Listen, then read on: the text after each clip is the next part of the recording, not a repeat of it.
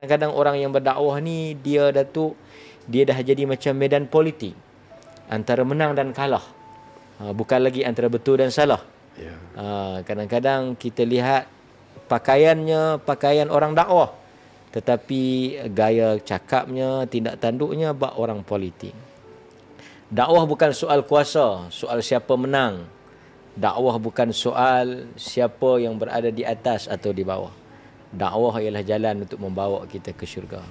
Kita nak mendengar kata-kata untaian, nasihat daripada yang berbahagia, yang berusaha sahib samahah, dan mudahan ada manfaatnya untuk kita pada malam ini. Karena kadang-kadang dia dah jadi satu persaingan yang tajam.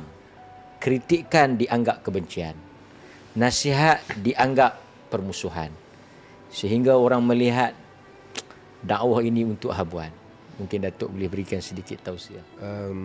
Ini pun bukan tausiah lah. Tausiah ni mesti ahli yang ada dalam bidang itu yang.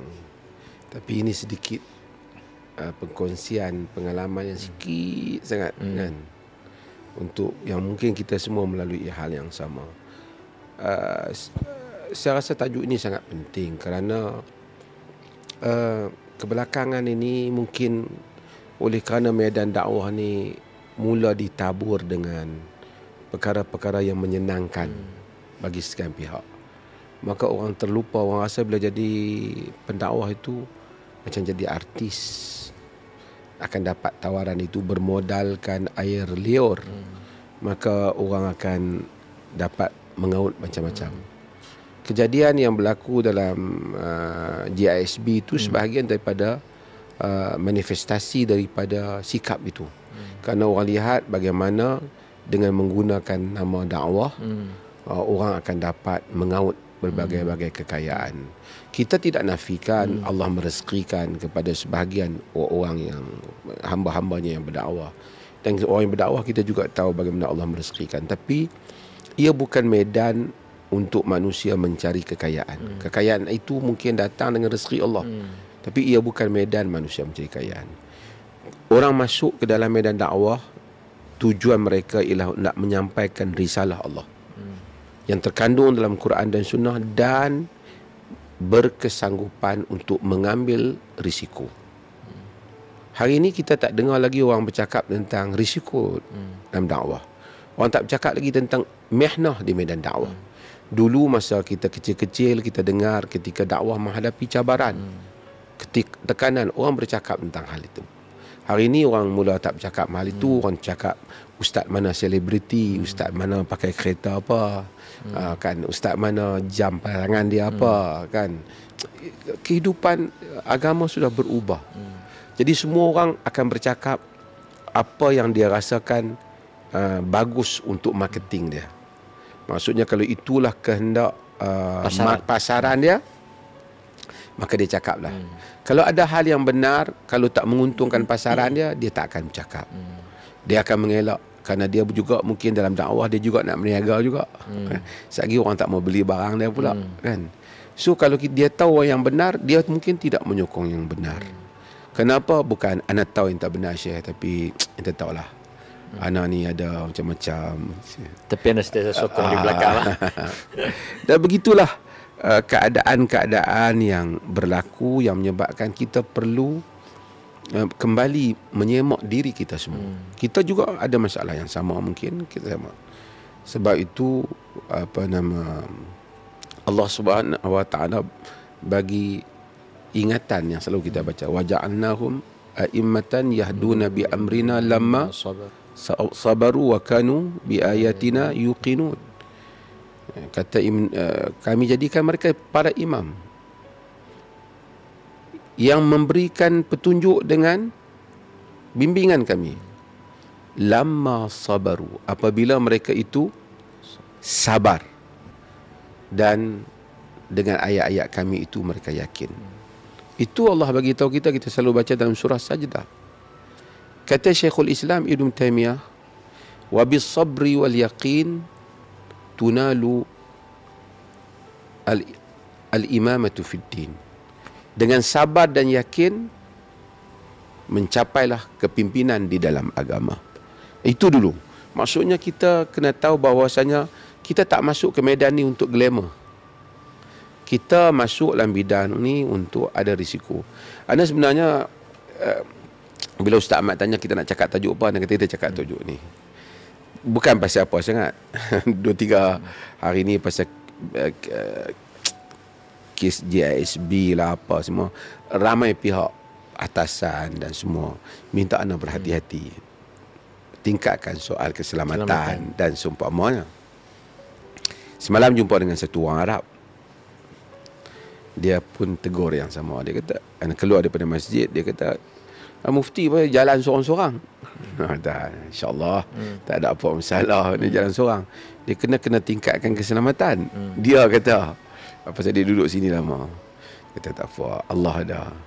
Dia kata dulu dia pernah pergi jumpa Syekh Abdul Majid Zindani, Yaman. di Yaman. Dia kata jadi Syekh Abdul Majid dia ni dikelilingi oleh orang yang jaga dia. Jadi ada orang nak main peluk dia. Jadi kawan yang jaga dia tu pegang kawan tu, jangan peluk. Takutlah pasal biasa Yaman dengan senjata, dengan bergolak.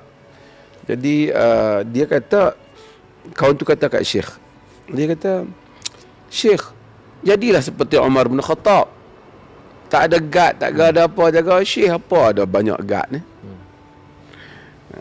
Syekh dia kata, Syekh Abdul Majid Zindani kata, walidzalika qutilu. Disebab itulah dia dibunuh. Jadi maksudnya taklah kita nak biar supaya kita mati kan. Tapi apapun saya nak cerita ada risiko. Ada risiko. Dulu ana nak kembalikan ana nak letakkan landasan ini supaya masuk dalam fikiran kita, ini adalah dakwah. Ini bukan alam selebriti. Khabbab al-Arat dia cerita di peringkat dakwah di Mekah. Ketika Khabbab tu sendiri besi tu, dia tukang besi kan. Kena di belakang dia sampai ada bekas besi. Umar bin Khattab minta nak tengok bekas musyrikin bubur besi belakang tu. Bilal kena macam mana? Sumayyah macam mana kena?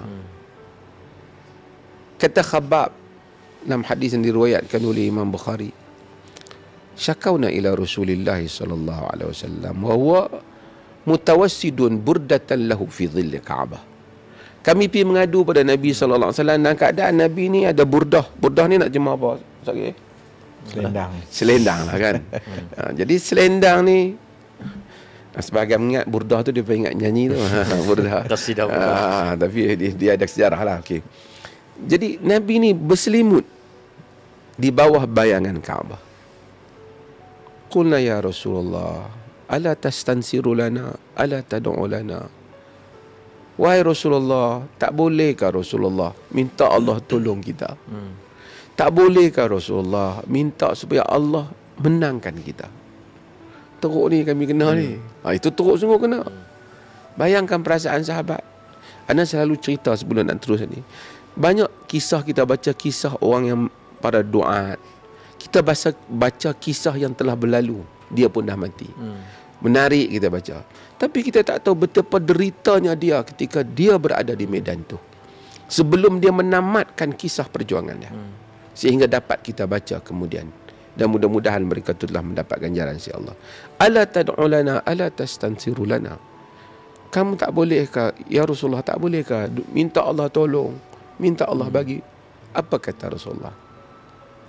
Qad kana man qablakum yu'khadhu rajulu fayuhfaru lahu fil ard fayuj'alu fiha fayuja'u bil minshar fayud'u ala ra'sihi fayuj'al nisfain wa yumshatu bi amshatil hadid ma duna lahmihi wa 'azamihi wa fama yasuddu dhalika an dinihi fa wallahi la yutimmanna hadha al-amr hatta yasira ar-rakib min San'a ila hadra al-maut la yakhafu illa Allah wa dhiba ala ghanami walakinnakum tasta'jilun.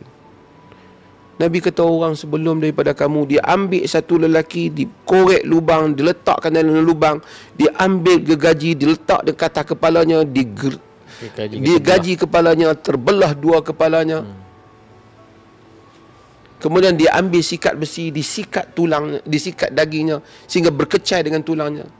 Itu semua tidak pernah menjadikan dia berpaling daripada agamanya. Demi Allah, Allah akan menyempurnakan agama ini. Sehingga seorang yang berjalan daripada Sana'a ke Hadraul Maut, tu kawasan yang paling bahaya ketika tu, dia tidak akan takut melainkan Allah dan bimbang serigala yang mengganggu kambingnya. Tapi Nabi kata apa? Walakinnakum tasta'jilun. Tapi kamu tergopoh-gapoh. Kamu nak cepat, kamu nak menang cepat. Kalau mereka Nabi kata tergopoh-gapoh, kita agak-agak macam mana? Kalau Khabbab yang disikat macam tu pun dah tergopoh. Kita yang kadang-kadang kena ujian sikit, orang kata sikit wasabi ke, kan? Orang kata sikit macam-macam. Macam mana? Macam kadar gelisah kita macam mana? Tiba-tiba kita rasa apa-siapa, kita dakwah, tiba-tiba orang duk kata ya. Kita nak dakwah yang orang tak kata. Kita nak jadi selebriti, orang tak tahu. Artis pun orang kata. Anas selalu kata, artis pun orang marah. Ini pendakwah. Sebab tu ramai orang bila dakwah, dia hanya nak kata, dia nak cari yang lawak yang orang suka, nak bagi tahu benda yang orang suka, fadilat yang orang suka, then dia tak mau betulkan, dia tak mau islah, dia tak mau betul masyarakat. Ada salah pun, pergi share, nanti orang marah, orang dah buat dah share. Dan ini semua adalah hal-hal yang mesti kita betulkan. Sebab itu kita nak cakap hal ni, kerana kita kena tahu dalam dakwah kena ada masalah, kena ada sabar, dan kena ada harapan kita terhadap masa depan umat. Apa yang kita nak? Adakah kita masuk dakwah ni kerana kita nak tengok kita dapat pakai kenderaan mewah macam mana sebagian orang, ataupun kita nak umat dapat diislahkan, Islam dapat dikuatkan? Apa harapan? Bahkan untuk diri kita sendiri, syurga yang kita apa harapkan yang daripada kita capai, kan? apa yang, ini landasan yang kita nak bincangkan. Mudah-mudahan dengan panel kita yang ada pada malam ini, insya-Allah. Menarik apa yang Datuk sebut tadi. Sedikit saya mungkin boleh mengulas sebelum saya nak pergi kepada pendakwah kita yang kedua nanti. Hari ini kita lihat memang para pendakwah disambut, disanjung, bahkan diangkat. Kadang-kadang kita tengok selebriti berada di dalam majlisnya, orang-orang yang kaya juga meraihkannya. Ini satu ujian, Datuk. Satu ujian dalam keikhlasan dan juga